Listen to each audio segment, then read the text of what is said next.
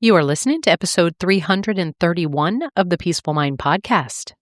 Welcome to the Peaceful Mind Podcast, a place where you can move out of overwhelm and into a calm, confident motherhood with God at the center. I'm Danielle Tienel, certified life coach, Catholic mom, and creator of the Cyclone Mom Method. I help you create emotional steadiness and peace of mind from the inside out, so you can experience more balance and more joy in your busy mom life. In the name of the Father, and of the Son, and of the Holy Spirit, let's get started.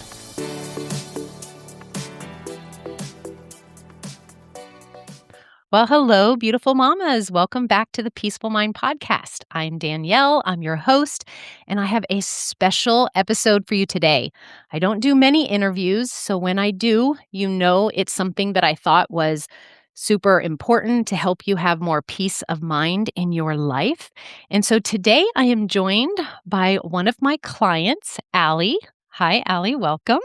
Hi, I'm so happy to be here. I'm so happy you're here as well. It's going to be a really important message. And Allie's you've been my client for what? Close to a year now? A year in May. So Yeah. yes, a year. Yeah. So we started out, we worked together privately with one-on-one sessions, and now you are in the group coaching program. And Yeah. I have thought about, just through our coaching, really how much I think that your story would be helpful to others. So I'm so glad you could come today to talk to us. Thank you so much. So where I want to start for everybody is for you to tell us a little bit about yourself and when you first realized something was different with your health. Because today we are talking about finding strength in chronic illness. So I'll let you take it from there. All right. So I am Allie and I am in Texas. I have a wonderful husband, an amazing daughter, and a super puppy. And I have had fibromyalgia for 13 years now. When I, in 2012, in October of 2012, we moved to a new city for my husband's work. And when, let's see, so from, I guess it was actually August. It was August because we started right before Alexis started school that year. And I wanted to take some time before I started working to just get us settled and, get Alexis, into school and dance and all of those things, meet people, get everything done. And so I decided to do that. And then it was the holidays. And so I thought, I'll wait until after the holidays. And then in January of 2013, I was on my computer looking for jobs, and one of my best friends called me, and she asked me to come down and have girls' weekend with her at her parents' lake house. So I went down there in February. She said, "Don't get a job yet." Okay. Okay. And I didn't. I said, okay. And so I waited. And in February, I went down and we had a wonderful weekend. It was amazing. And we were leaving and I had my hands full and I was going down some stairs and it was in the morning. It was kind of dewy and the stairs were slippery and I slipped like a cartoon character and fell flat on my back on the stairs. And so that I couldn't move. They had to pick me up and put me in the car to take me to the hospital. And I was in the hospital for 3 days and I finally asked a nurse, "How can I get out of here? I just want to go home." And she said, "You have to get off pain medicine and you have to start walking around." And it was excruciatingly painful, but I walked a little bit and I cut back on my pain medicine and they let me go. So I got home and, a month goes by and I'm not feeling good. And I went to a follow-up appointment with the doctor, the spinal physician, and he said, "You're fine. Like, you should feel better than you do, and you still don't need surgery."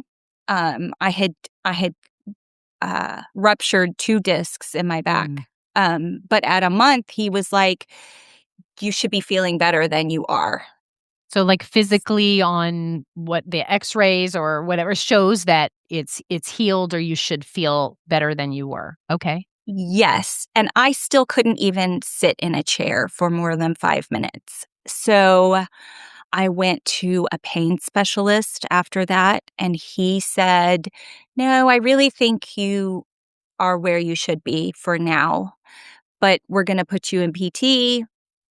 So I did that, for, I don't know, like 3 or 4 months.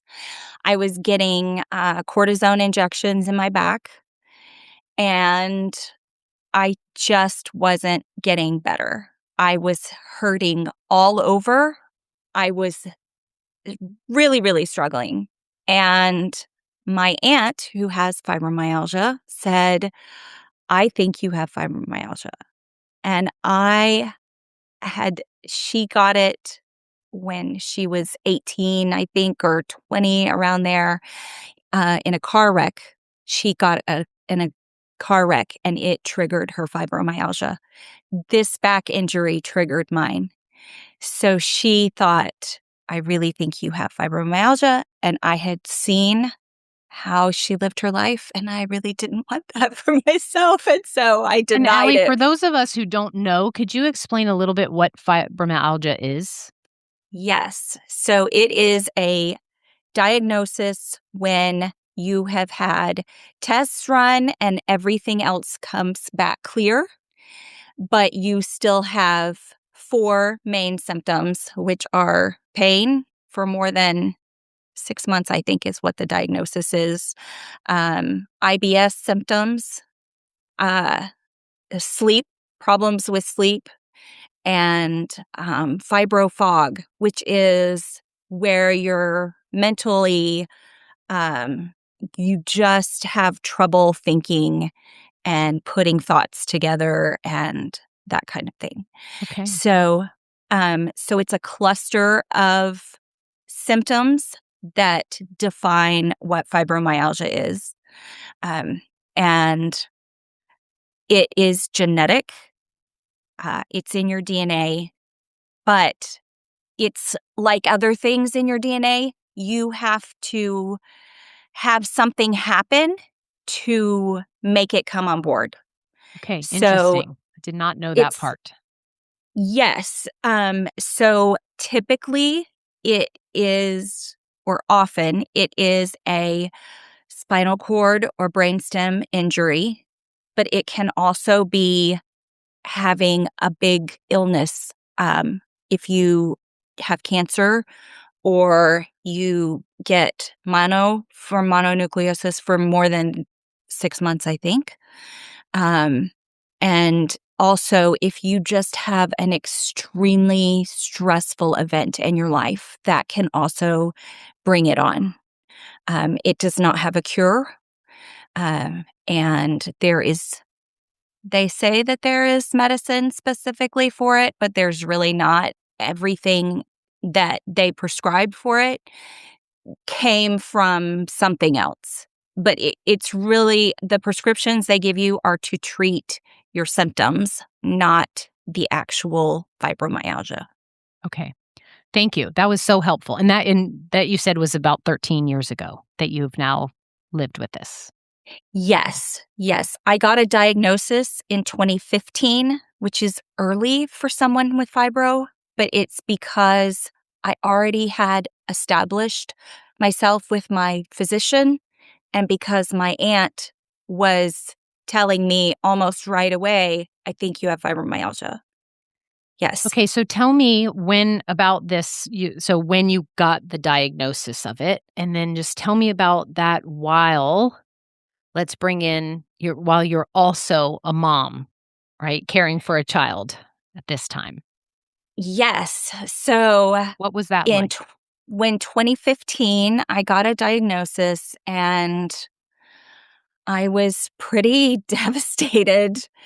I felt like, uh, it it was confusing for such a long time, which makes a diagnosis helpful.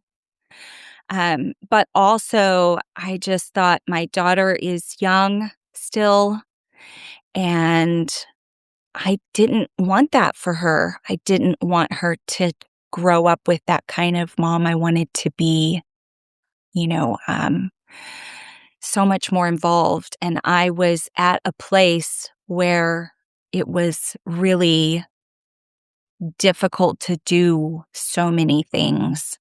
And I was really worried that that was impacting her, and in a way that I didn't want. Yeah. Right. That makes complete sense, right? Before you have this, we have this expectations of what motherhood is going to be like for us.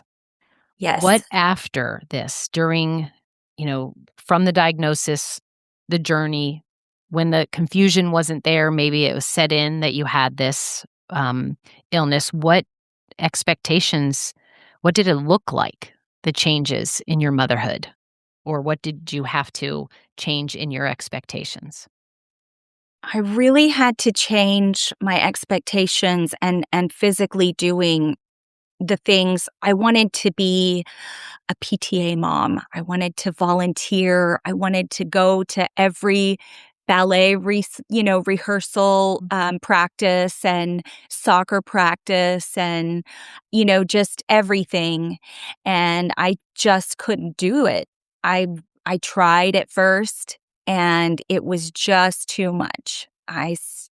Initially, I would take her to school, and I would pick her up, and I couldn't do both. I had to choose one or the other, Mm. and it made more sense for me to pick her up after school. So my husband would take her to school, and I would rest all day until it was time for her to, get out, and me to go and pick her up and bring her back.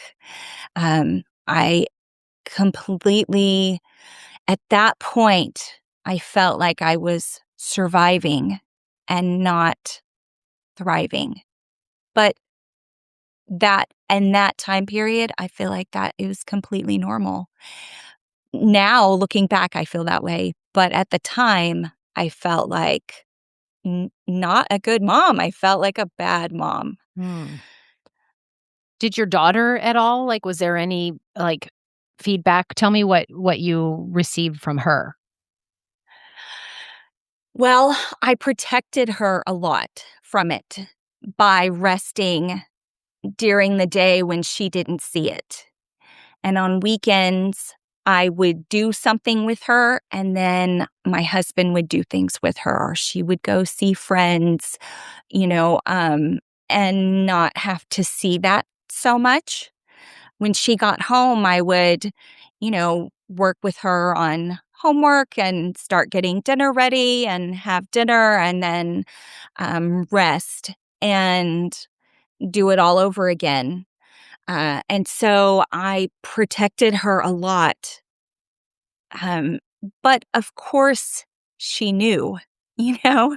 Um, of course she knew. But at the same time, this was her only mom. And this was Right. all, Yeah. this is also all she knew. And maybe what you just explained is the answer to this next question, but what would you say was the hardest part about being a mom with fibromyalgia that people might not understand? Honestly, the hardest part is it's called an invisible illness. You look fine, but you don't feel fine. A lot of doctors will tell you that you're fine because all the tests have come back and you're good. When I started taking care of myself with my fibromyalgia, my um, I would go and see my doctor, and I was actually in better shape physically, but I still have this pain every single day. I'm still exhausted and I'm still not sleeping. Um, but to the outside world, I looked fine. And so that was the biggest struggle, is that I had to say no a lot. And yet I seemed fine. Did you feel Uh, guilty about that? so guilty. Yes. Mm. So guilty. Yes. Yes. And I tried to involve myself, do Bible study and book clubs and try to keep myself in social situations. But it made it worse. And then I couldn't be there as much for my family. And so I would have to, not fully understanding myself at that time, I would have to back out a lot. And then I felt really terrible about that. And my friends and family would just say, just eat better, just exercise Yeah, more. they mean well, but yes. They're so well meaning. And yet that would just make it worse Yeah. for my body. And so how did you handle that guilt? Oh, how did I handle it? I felt like in the beginning I did not handle it well. I internalized a lot of it. At the time, I didn't understand that emotions also put an enormous burden on my body, as does physical burdens. Mhm. Stress is stress. And that honestly even includes really good stress when you're having a really good time. Um, Interesting. all of it is stressful for a fibro body. And so it is still a burden. You have to really manage that well. And so I had to learn um, to let go of certain people who were not supportive for me, which was really, really hard. But it would make me feel so much worse after I had encounters with them. And so I stopped. Um, I think that probably took Right. several years, but I had to be choosier about who I spent my time with and how I spent my energy. And it sounds like that this wasn't like, again, like this was a journey over years, right? I, Right? That you might be talking about how, the hard or felt more guilt at the beginning, but if you get to the point where you've probably done it enough where you feel empowered then to say, I actually could protect my peace and that person is not like supportive. So it sounds like just thinking about the process again, like reps of you becoming stronger throughout it, that with each of experience that you met. yes, for sure. The experiencing it over and over again made a huge difference, and it really helped me to, I don't even want to say help. I mean, I really felt like I almost didn't have a choice because it was so painful. Mm. And I mean, I would have to recover for 3 days or a week, literally just being in bed that entire time until I could feel better. It wasn't really a choice at that point.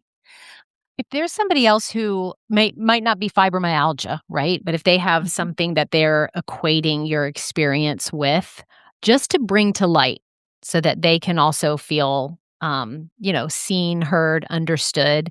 Tell me what was going on in your mind. What certain lies or doubt now you realize are lies you might not have at the time, did you believe about yourself when you were, I don't know, you can go with when you were first diagnosed, what you were believing, and then maybe a little bit later too. But then now when you look back, you're like, oh, yeah, that was a lie that I was telling myself. Oh, there were so many lies. I felt like it was all my fault that I had done this to myself. I was a workaholic and I really pushed myself, when I was younger and I was working, and I knew when I didn't feel good. I have had chronic migraines since I was 17. And so if I pushed myself too far, I would end up with a migraine. And of course, looking back, I thought I was building up for it, like building up to this. I made this happen myself. I pushed myself so much, way too far. And now look how it's affected my family. And I felt like I honestly, I felt like God wasn't punishing me, but I felt like it was happening to me. He allowed it to happen, um, which I still believe, but not in the same headspace as I did then. Right. Back then, I felt like he was forcing me to quit working so that I would be closer to my family. And I will tell you, the result of having fibromyalgia is that I am closer to my family, but I don't feel now that God was, kicking me down the stairs or Yeah. anything like that. No, that was super helpful. I know listeners, I want them to hear, because a lot of moms, not even in your particular situation, will relate to that. Those same thoughts are going through their head right now. But that's exactly what they are, right? They are lies. They're not true. They are lies, for sure. Yes. Yes. And So, they hold you back. yeah. So tell Yes. us what a good day, because, and I have heard this as our time working together, right? Like there, you have your good days, and then there's, well, I think, if this is the right word, a flare day. What Yes. does that like particularly look like? So a good day now looks like, getting up and feeling better than I did the day before. It feels like I'm able to do some stretches or some yoga, some exercises. I can um, get some work done, laundry, cleaning up, tidying up, that kind of thing. Uh, but I don't get out of the house like I used to. Sometimes if I feel like I need to get out of the house, Mhm. I will take a drive with some nice, I put my music on and I crank it up and I take a drive. If I'm feeling really good, I can actually get dressed and put on some makeup and go, out to dinner with my husband or go shopping. Sometimes, even if I don't need anything, I still go stroll Target Oh, because yes. We it's understand that. so fun. Yes. And so that's what a good day looks like, which again, back in the days before when I was really struggling, that would have looked like so small and um and not very valuable. And now I have seen that it is incredibly valuable. Um, just immensely helpful for my mind and my heart. And then that reflects out onto my family and my friends. So a flare day looks like, I mean, I told you I'm counting my steps these Mhm. days. Um, and I had a day on Sunday where I just rested and I think I had 600 steps. That is really minimal. That's just hanging out in bed, lots of pillows, heating pads, lots of creams and lotions and things to pain relievers. I watch movies. I watch Great British Bake Off. I watch Friends. Do you know right when you wake up? if it, like, is it a sensation in your body that tells you whether do you then know if there's a flare going on or not? Definitely. Okay. Usually what happens is that I don't sleep well at all because I'm in so much pain that I'm not able to sleep. And so I'll wake up lots and lots of times throughout the night. Um, Brain fog feels like when you've just had a baby and you're nursing or, feeding that newborn all night long, and you just feel like you can't function. That's what that brain fog, that fibro fog feels like. So there's definitely a lot of that when I'm in a flare. Um, for me, n- different people with fibromyalgia have different primary symptoms. And so for me, unfortunately, pain is my primary symptom. And so, for instance, right now, I mean, I got a lot of pain going on. It is all over, all throughout my body, super achy. And um, when they say flare, that's a really accurate Accurate. description. It feels like all your nerves are flared out and a little bit on fire. And that's happening right now? Yes. Okay, Yes. because you're exactly right when you're saying it's an invisible, because I'm just looking at a very put together, so cute in your outfit and makeup, and you're, like, sitting there, and it's like a normal, right? Which I do know not every time we meet for coaching, it will, it looks like this, but even right now for you to say that you're in pain or that flare is happening, that's incredible. Wow. Yeah. Yes. I want to bring your daughter back into this. So tell me, like, obviously it's been, decade plus since she's grown, but anything that, like, you know, how, like, that you needed to explain to her? Was it easy to understand? Again, you're the only mom she knows, or the only way, like, the way that you needed to act or care for her. But anything from her perspective that you've learned or that might be helpful for a mom who is going through something, like, similar or has those same thoughts that you would want them to know? That you Yes. tell your Actually, daughter? I love this question because I can look back and she is an adult now. She's 23, almost 24. Mhm. And we have talked about it a lot.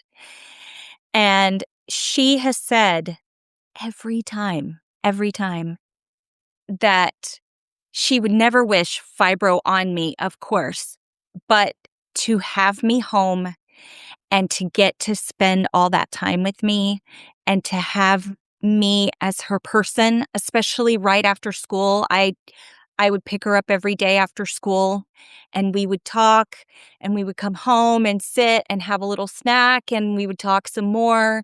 And she said that that was the best blessing for her to have that with me. And of course, as a mom, that was my favorite part of the day too, was to just get to have those conversations with her every day. That meant so, so much to me. I'm going to cry. Try not to cry. Um, so that was super important to me. Also, as I grew to better understand my fibro and to just take better care of my body, there were so many nights where we would have a bed picnic, Mhm. That sounds so fun. um, which I would have never done as a mom before. I would have, we had to eat at the dinner's table every night, and um, and I just couldn't do that. And so they would come to me, and we would literally get a picnic blanket out and lay it on the bed, and we would I all love get it. in bed and pile in the bed and eat, together. And I still do that with my husband, just not as frequently as I had to in the past. But she loved that. She's still, I mean, she's an adult now, and she tried to convince me that I needed to get a bigger bed so that she would still be able to fit in it. Well, it sounds like you get creative, right? You get creative, and it sounds like she's a thriving adult right now. So, Yes. and you can actually look back and see like the blessings that came out of it, right? And that she Yes. was fine. All the things your earlier mom brain might have thought, like, do you think a lot of them were wrong? Oh, so many. I thought that because I couldn't do all those things that I say a good mom did, that I was a failure, that I was going to be a failure, that she just would have this burden. I had read a lot that um, children of people with chronic pain feel like they can't have a life, that they have to stay and take care of their parent. She has not done that, as you Mhm. know. She lives in Hawaii, which is Lucky. very, very far from Texas. Um, and, uh, you know, maybe in a way that helped me because it really helped me zone in and be a better parent where I could be. Mhm. It's so much about heart. It's not about it's not so much about doing, it's about being. It's about being there for her, listening, being there for yourself. I was one of those huge believers that self-care was selfish. I really believed that. And then you met me, I and know. you turned that around quick. I turned it around completely. Yes. Yeah, Um, let's actually go there. How has working with a coach helped you navigate this? it has helped me so incredibly much. I love coaching.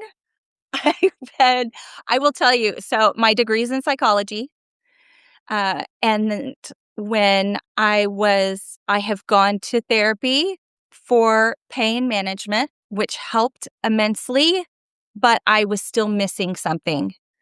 I couldn't, um I was still really struggling with my thinking and my perspective. I had goals that I was not reaching, and I listened to an audiobook about how your brain works and how you really can change your brain and how you really can change your thinking. And I thought, that sounds amazing and I want to do that. How do I get that? And I'll tell you you don't know what you don't know. You can't think thoughts that you've not thought before. I get And you. I so totally get you, right? and so having a coach to open your mind to things that feel absolutely true to you, but are it's from such a different perspective, from such a better perspective, is life-changing. I look back to where I was last April, and I can hardly believe that I have I have changed so much in a year. Yeah, It's and amazing. you have. I've been able to watch that, and as someone who's had coaching totally change my life for the better, I totally get what you're saying. It is if we, I kept saying to myself like, Danielle, you're smart. You're college educated. You why do you keep finding yourself back in this same place, right? I couldn't kind of get a grasp, like a hold, and so yeah, I know how. And in your case, right, when we're not feeling great physically, the toll that takes on our mind and our mindset.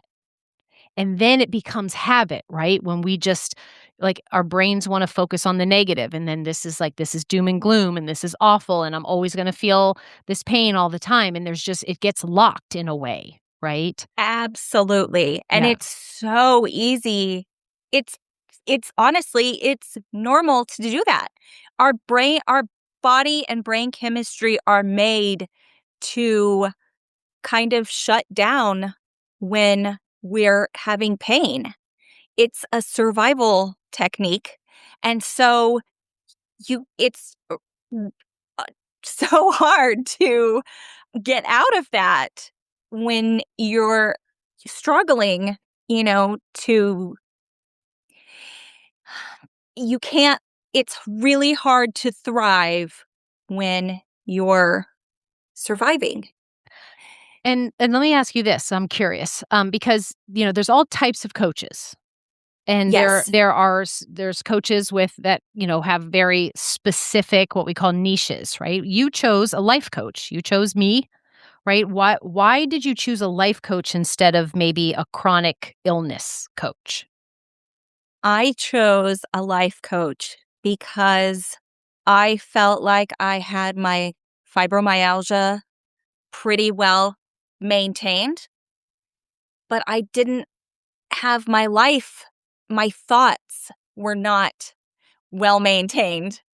I really wanted to feel better about, for instance, staying at home. I remember when I first came to you, I was so upset that I couldn't leave the house. I just was so focused on that. I was focused on the fact that I couldn't decorate my house the way I wanted to, which would be doing it, going shopping and getting everything and coming home and putting everything up and doing it all in, one weekend or something. And I was really focused on the I can'ts.